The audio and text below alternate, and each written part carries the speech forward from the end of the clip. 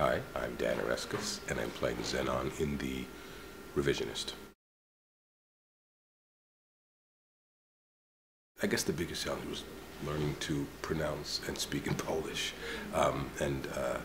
For that I had a coach, both Vanessa and I had a coach who taught us Polish pronunciations and specifically how to say the words that we had to say in this text. But it wasn't easy because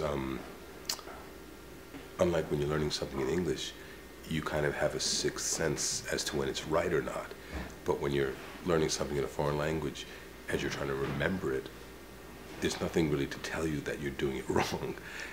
Also, if you can't remember a specific word, you can't really improvise it as you could if you were doing it in English. I had to learn exact perfect right off the bat because I didn't have any other way to do it. I'll leave it at that.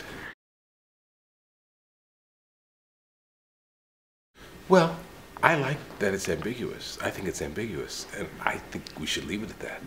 If the playwright wanted to make it more explicit, he would have.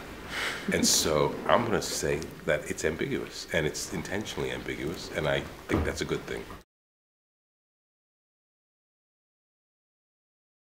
As long as I had a specific idea of what I was saying, whatever gestures or intonation would go along with that is what is left to communicate, which is not everything, but it's something.